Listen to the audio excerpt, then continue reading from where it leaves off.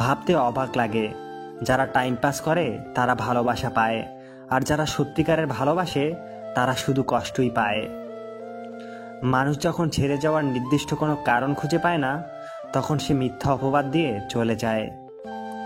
সব ভালোবাসার বিনিময়ে ভালোবাসা পাওয়া যায় না, কিছু ভালোবাসার বিনিময়ে অবহেলাও পাওয়া যায়। বাইরে বৃষ্টি হচ্ছে আর ভিতরে ক্লাস চলছে। ক্লাস চলাকালীন শিক্ষক ক্লাসে বসে থাকা সকল ছাত্রছাত্রীদেরকে প্রশ্ন করলেন, আমি যদি তোমাদের প্রত্যেককে 100 টাকা করে দেই, তাহলে সেই টাকা নিয়ে তোমরা কে কি কিনবে বলো? কেউ বলল, আমি একটা ভালো ক্রিকেটের ব্যাট কিনবো। কেউ বলল চকলেট কিনবো। কেউ বলল ভিডিও গেম কিনবো। কেউ বলল রং পেন্সিল কিনবো। তখনই স্যারের চোখ গেল মুখ নিচু করে বসে থাকা এক ছাত্রর দিকে। শিক্ষক তার কাছে গিয়ে জিজ্ঞাসা করলেন, তুমি কি ভাবছো? তুমি কি কিনবে বলো? ওই ছাত্র নরম সুরে স্যারকে বলল, স্যার, আমার মা চোখে কম দেখে, তাই আমি আমার মায়ের জন্য একটা ভালো চশমা কিনবো। স্যার তখন বললেন, চশমা তোমার বাবাও কিনে নিয়ে যেতে পারবে, তুমি কি তোমার জন্য কিছুই নেবে না? ওই ছাত্র এমনই উত্তর দিল যা শুনে শিক্ষকের চোখে অশ্রুতে ভরে উঠল। ছাত্র বলল, স্যার, অনেক দিন হয়েছে আমার বাবা এই পৃথিবী ছেড়ে চলে গেছে, আর আমার মা কাপড় সেলাই করে আমার পড়াশোনার খরচ আর সংসার চালায়। চোখে কম দেখতে পায় বলে সেলাইয়ের কাজ ঠিকমতো করতে পারে না। মায়ের জন্য নতুন চশমা এনে দিলে আমি ঠিকমতো পড়তে পারবো। আমি শিক্ষিত হয়ে ভালো জায়গায় কাজ পেয়ে মায়ের সকল দুঃখ কষ্ট দূর করব। এই কথা শুনে শিক্ষক বললেন, তোমার সঠিক চিন্তাধারাই হলো তোমার উপার্জনের রাস্তা। তাই আমার শর্ত অনুযায়ী আমি তোমাকে 100 টাকা দিচ্ছি, আর তার সাথে আরও 100 টাকা দিচ্ছি। আমার তরফ থেকে ধার হিসাবে তুমি রেখে নাও। তুমি বড় হয়ে যখন উপার্জন করবে, তখন ধার করা টাকাটা আমাকে ফেরত দিয়ে দিও। আমার আরও ইচ্ছা তুমি মানুষের মতো মানুষ হও, যাতে আমি তোমার মাথায় হাত রেখে নিজেকে ধন্য মনে করতে পারি। 15 বছর পর বাইরে বৃষ্টি হচ্ছে আর ভেতরে ক্লাস চলছে। ঠিক তখনই জেলা ম্যাজিস্ট্রেটের গাড়ি এসে থামলো স্কুলের গেটের সামনে। সকলে চুপচাপ, কিন্তু একই জেলার একজন ম্যাজিস্ট্রেট এক বৃদ্ধ শিক্ষকের পাশ হয়ে সালাম জানিয়ে বলল, স্যার, আমি আপনার প্রিয় ছাত্র কালাম। স্যার, এই নিন 100 টাকা। আপনার দেওয়া সেই টাকা আমি ফেরত দিতে এসেছি। এই দৃশ্য দেখে সবাই হতভম্ব, কারোর মুখ দিয়ে তখন কোনো কথাই বের হচ্ছে না। সেই বৃদ্ধ শিক্ষক তাকে আনন্দে জড়িয়ে ধরে কাঁদতে লাগলেন। আমরা যদি মনে করি তাহলে আমাদের আত্মবিশ্বাস আর পরিশ্রমের দ্বারা আমাদের ভাগ্যকে লিখে দিতে পারি, আর তা যদি না পারি তাহলে পরিস্থিতি আমাদের সেই ভাগ্য লিখে দিতে সাহায্য করে। ঝগড়া একদিন না একদিন ঠিক মিটমাট হয়ে যায়, কিন্তু হৃদয় ছেঁড়া কথাগুলো মনে থেকে যায় আজীবন।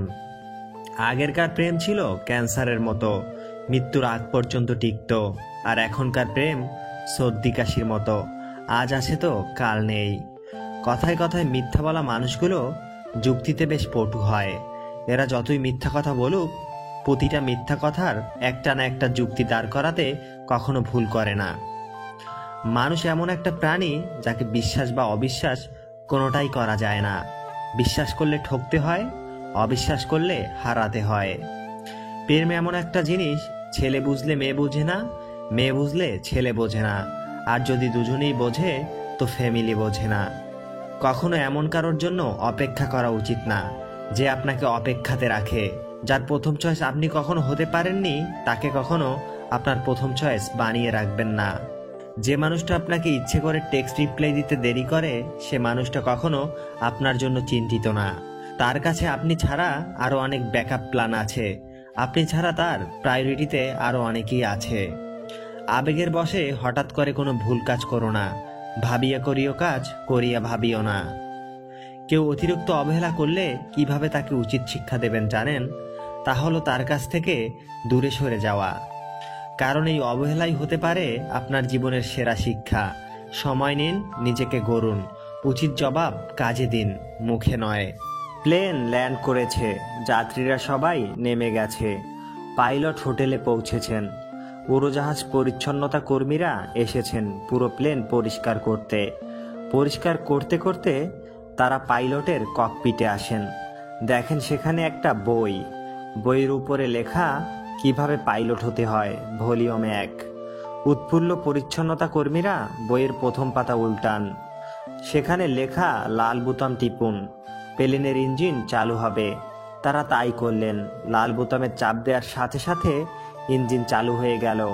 পরের পাতায় লেখা উড়োজাহাজকে সামনে অগ্রসর করতে চাইলে এবার এই নীল বোতাম টিপুন। তারা আর অপেক্ষা না করে তাই করলেন। সাথে সাথে উড়োজাহাজ সামনে এগোতে লাগলো। তারপরের পাতায় লেখা গ্রাউন্ড থেকে শূন্যে উড়াতে চাইলে এবার সবুজ বোতাম টিপুন। পরিচ্ছন্নতা কর্মীরা অবাক, প্লেন শূন্যে ওড়া শুরু করছে। উপরে উঠছে তো উঠছে, তাদের আনন্দের সীমা নেই।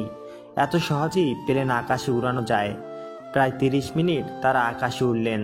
এবার নামার পালা। বইয়ের পরের পাতা উল্টান। সেখানে লেখা প্লেন কিভাবে নিচে ল্যান্ড করতে হয় সেটা শিখতে চাইলে ভলিউম 2 বইটি কিনুন এবং আমাদের ফ্লাইট লার্নিং কোর্সে ভর্তি হয়ে যান। অল্প বিদ্যায় পারদর্শিতা আপনাকে হয়তো সাময়িক সময়ের জন্য আকাশে উড়াতে পারে, কিন্তু নিশ্চিত এক সময় আপনার ঠিকই পতন হবে। জীবন তোমাকে অনেক কিছু শিখিয়ে দেবে, আর সেই শিক্ষাগুলো যদি মনে প্রাণে গ্রহণ করতে না পারো তাহলে জীবন তোমার থেকে অনেক কিছু কেড়ে নেবে।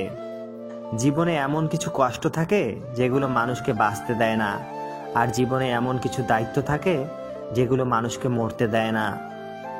যত ভালো সম্পর্কই হোক, অধিকার খাটিয়ে কিছু বলতে গেলেই সম্পর্ক শেষ। যা বলবেন সেটাই তার ব্যক্তিগত ব্যাপার হয়ে দাঁড়ায়। তাই সম্পর্ক ভালো রাখতে হলে অধিকারের দাবি শুধু নিজের উপরেই রাখুন। মানুষ বদলে গেলে দোষ হয়, বদনাম হয়, অন্যায় হয়, অথচ তাকে বদলে যেতে বাধ্য করা হয়েছে একটা সময়। এটা কেউই বোঝে না।